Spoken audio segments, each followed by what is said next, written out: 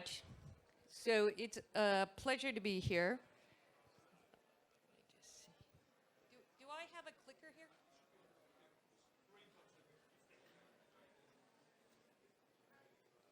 Okay.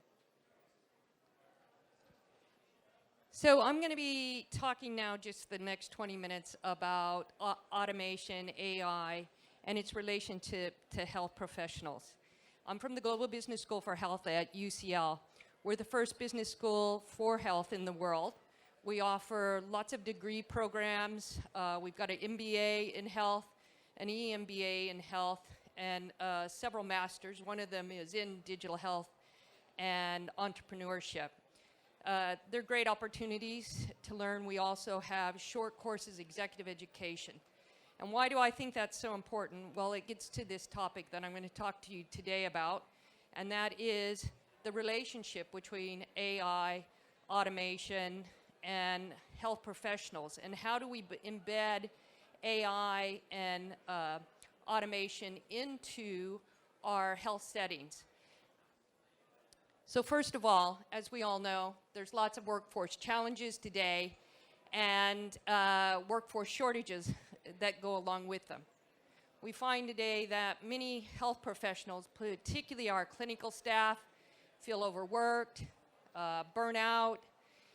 They're often coping with so much, and this is, of course, for a number of reasons. You know, we've had a pandemic.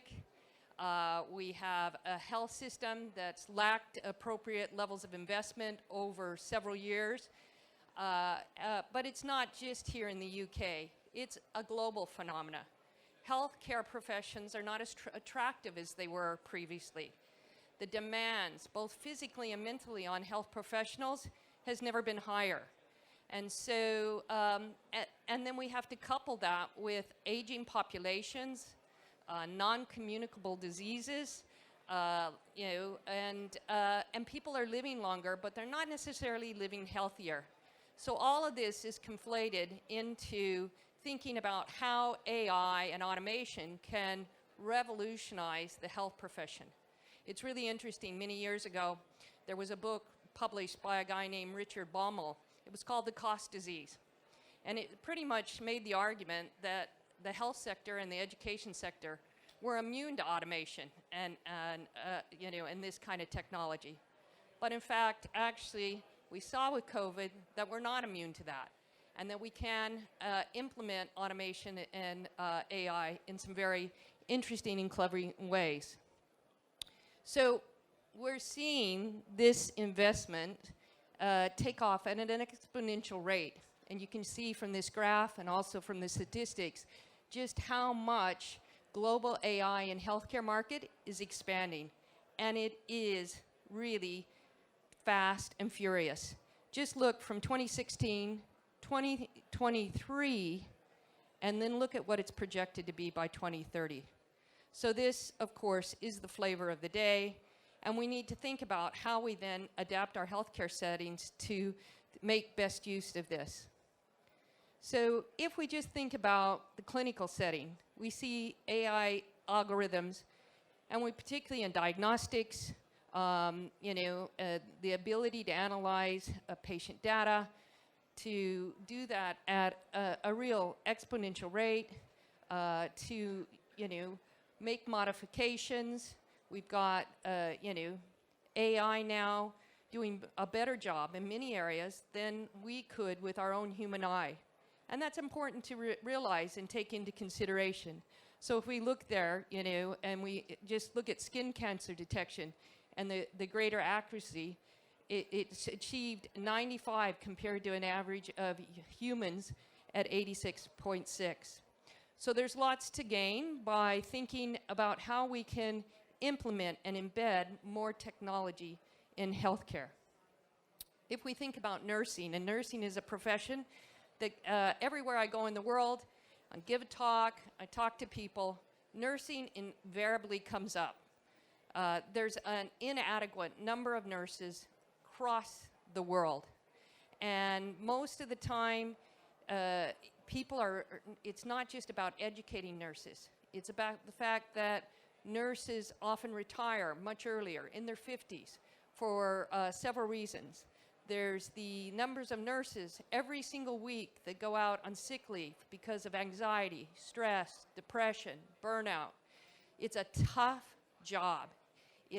And those individuals that go into nursing have a real desire to make a difference for patients, but they're not feeling that they're able to cope in this current environment. So what are some of the positives that we could see for nursing by getting AI properly embedded and used? And this just gives some of the examples of how it would enhance the work-life balance for nurses. Automating administrative tasks, and we hear that all the time for both nurses and doctors, the real game-changing difference that could make through automation. Then predictive analytics for workload management. Again, a real big issue and not used very well. And then last but not least, something that we all became familiar with during the pandemic, and that's telemedicine and remote monitoring. All of these things could have a real positive effect on nursing. So what's the problem? So here's the problem that I want to really talk about today, and that is that automation and AI are impacting job satisfaction, stress, burnout. So it's really that dual role that automation is playing. On the one hand, we're talking about making things more efficiently, creating more work-life balance. And on the other hand, in the research that we did, and looking at doing a systematic review of the literature, we actually found that the literature is quite negative about the impact of AI and technology. And actually, as we went closer to today, we found that the literature gets more negative, not less negative. So there's definitely a disconnect between how health professionals see AI in their lives and the role that it's playing versus how us tech enthusiasts, people who are here today, very excited about AI and the tools and possibilities of AI, and those who are actually on the front line. So 60% of healthcare workers using AI in clinical settings reported increased workload. And in fact, when we looked at the literature, we found health professionals often were voicing that they found actually that it wasn't decreasing their workload. It was actually increasing their workload. They're having to work a lot more and they're having to work faster, and the demands of either inputting, being able to also, health professionals are often people who have been trained to be autonomous professionals, making decisions. They now find themselves second-guessing themselves. So it also has an impact on their self-efficacy, their feeling of confidence in doing their job.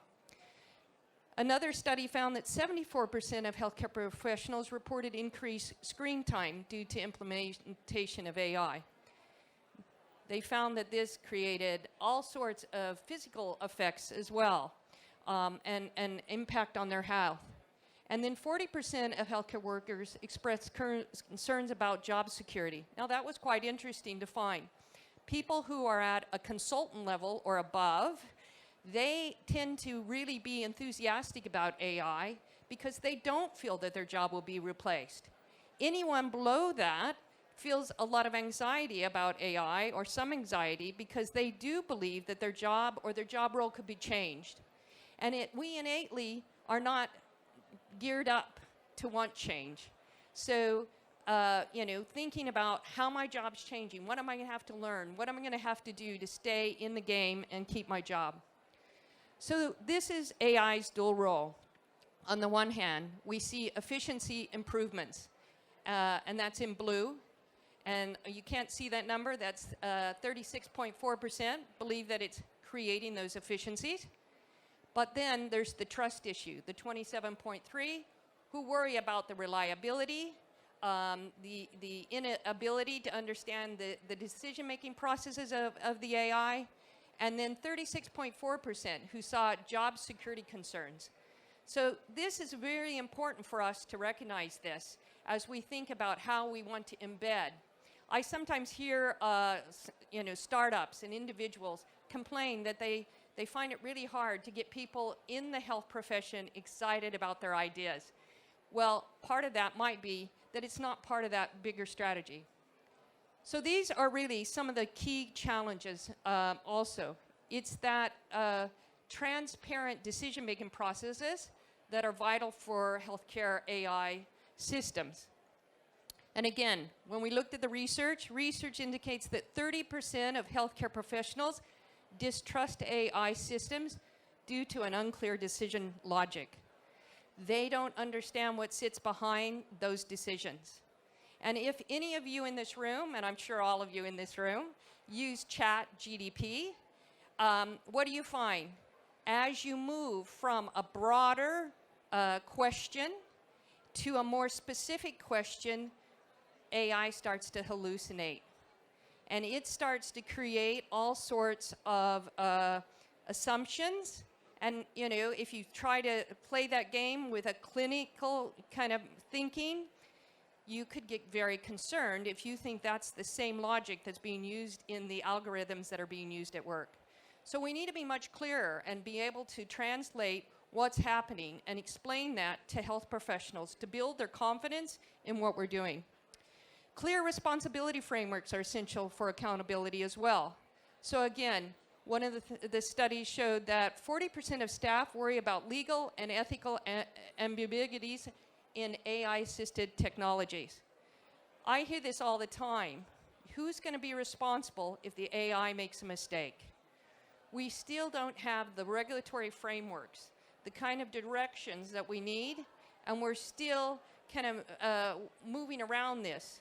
Am I held responsible if I use an AI decision-making tool and the patient is harmed, not treated well? Who's accountable? Am I accountable because I've used that tool? Or is the tool, the manufacturer, the people who put the tool together? So there are all sorts of questions that we still need to answer that we're not clear about. And we're not clear about that with health professionals. So what are the implications for this? There are numerous implications. And this gets back to why I feel very passionate about the Global Business School for Health at UCL. We need more training and development. One of the other things that came out in the research was that one of the reasons health professionals don't get excited when they find out that there's a new piece of kit is because they're asked to learn how to use it often out of hours, kind of as overtime. Their workload isn't reduced. So, you know, people can't work 110%. These are people who are already working flat out. Then we're bringing technology in, and we're not embedding it in the correct way. We're not providing enough training and learning. And there's a lot of anxiety about not having that ability to implement it correctly and not staying up. And so it's very interesting because in the research, younger people who may be more tech savvy, they were actually more hypersensitive to using that technology because they could see how it could replace them. Then you had older health professionals who actually were concerned about being essentially aged out because of their lack of knowledge and their ability to learn quickly. So the other thing that we need to factor into our training and development is, and this is really lacking in the research, is thinking about the diversity of our populations. Who are the people that we're training to use this technology? Maybe we need to give certain cohorts of individuals more time, more training. Maybe we need to augment and you know, think about how we stream our training for different cohorts of workers. There tends to be a little bit of coming in and training people, and a lot of providers do this. It's a one-fit-all, one-size-shop of training and learning and development on these tools. The second thing, of course, is having an AI strategy. Too much, and I visit a lot of hospitals around the world, talk to different people. What I see often is, you know, and particularly when I'm in many low and middle income countries, they'll want to show me the nice kit. They'll want to show me the Da Vinci. But it's not tied to an AI strategy. It's very tactical. It's sometimes even one surgeon's vanity project where they brought it in. And that causes a whole perception by the rest of the workforce about how technology looks and feels within their organization. So having an AI strategy, thinking about and working with organizations so that it's systematized, that it's equitable.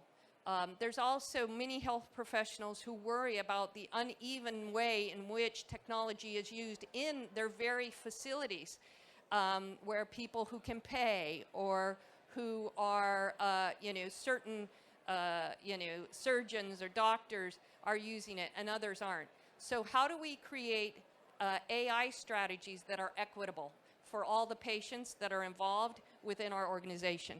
So that's a very important task for organizations. And then that ethical oversight. Again, people continue to worry about privacy issues, how their data is going to be used, how it's going to be interpreted. And we need to be much more transparent about that. We need really much better, robust data security. And we need accountability measures. Again, coming back to who's responsible for those breaches, how those breaches might take place, how we use different kinds of data. As we move into using more videos and other forms of AI, how do we make sure that that's done in a responsible way? And it's not just having those regulatory frameworks, it's having those conversations with health professionals in those organizations where you're inputting and using that. And then last but not least, this is change management, okay, at its very basics. And it doesn't surprise me because I've seen it too much, but too many of these AI automation projects, they sit with IT. This is a leadership and management issue. There has to be that tie-up. Those people leading your organizations need to understand that technology. It cannot be left just for the IT department. It's got to be embedded in an integral part of the organization and the journey that our organization is taking forward. It has to be done in a systemized way. There has to be a communication plan, a sustainability plan, an onboarding and an understanding of how and what that technology is going to look like. There are many change management frameworks that could be used. But if we see this just as IT and kit, we're not going to get there. So making sure that your leaders and managers are brought into the process, they understand what they're doing, and it is taken forward using those frameworks of change management are integral. So last but not least, automation and AI hold transformative potential for healthcare organizations. But this dual role of enabler and disruptor require really proactive strategies to mitigate those challenges and make sure that we get the benefits. So thank you so much. And that's my email. Feel free to send me an email if you've got any questions. We've got a booth here, and it's just a pleasure to have this opportunity to tell you a little more about the Global Business School for Health, but moreover to talk about AI and how we embed it into our healthcare system. Thank you.